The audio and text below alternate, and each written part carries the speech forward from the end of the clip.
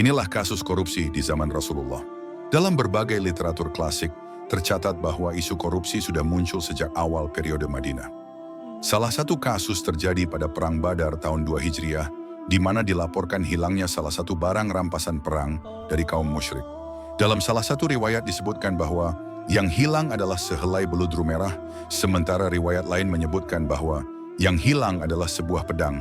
Sebagaimana disebutkan dalam kitab Sunan At-Tirmidzi, dari Khusaif Miqsam telah menyampaikan kepada kami seraya berkata, Ibnu Abbas mengatakan, ayat ini وَمَا كَانَ لِنَبِيٍّ أَنْ يَغُلَّ turun mengenai kasus beludru merah yang hilang pada waktu Perang Badar.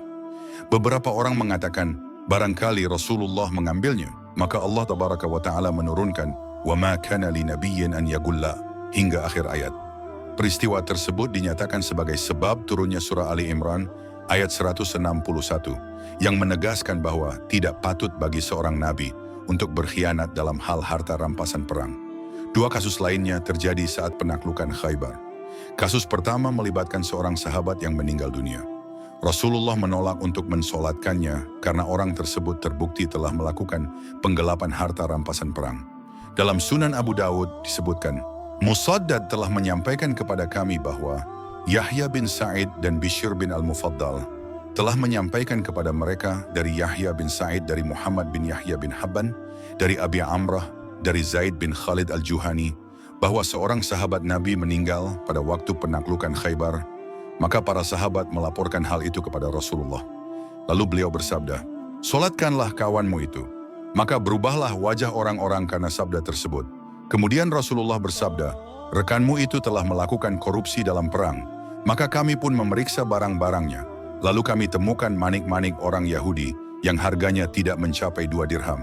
Kasus kedua adalah korupsi yang dilakukan oleh seorang budak bernama Midam yang mengikuti perjalanan Rasulullah ke Wadi Al-Qura setelah penaklukan Khaybar. Midam tewas karena tertembak anak panah misterius ketika hendak menurunkan barang-barang Rasulullah dari untanya. Para sahabat yang melihat kejadian itu berkata bahwa ia pasti akan masuk surga.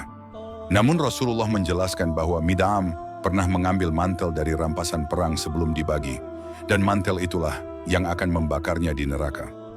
Dalam Sahih Al-Bukhari disebutkan, Ismail telah menyampaikan kepada kami, ia berkata, Malik telah menyampaikan kepadaku dari Saur bin Zaid Ad-Dili, dari Abi Al-Gais, bekas budak bin Muti, dari Abu Hurairah ia berkata, kami keluar bersama Rasulullah pada waktu penaklukan Khaybar. Kami tidak memperoleh rampasan perang berupa emas dan perak. Yang kami peroleh adalah benda tak bergerak, pakaian dan barang-barang, dan seorang lelaki dari Bani Ad-Dubaib bernama Rifa'ah bin Zaid menghadiahi Rasulullah seorang budak bernama Midam. Rasulullah berangkat menuju Wadi Al-Qura, sehingga ketika ia sampai di Wadi Al-Qura itu pada saat Midam menurunkan barang-barang bawaan Rasulullah, tiba-tiba sebuah panah misterius mengenai Midam, sehingga menyebabkan ia meninggal. Maka orang-orang mengatakan, semoga ia masuk surga. Maka Rasulullah bersabda, tidak, demi Tuhan yang diriku berada di tangannya, sesungguhnya mantel yang diambilnya pada waktu penaklukan Khaybar dari rampasan perang yang belum dibagi akan menyulut api neraka yang akan membakarnya. Ketika orang-orang mendengar pernyataan Rasulullah itu, seorang lelaki datang kepada Nabi membawa seutas tali sepatu atau 2 utas tali sepatu.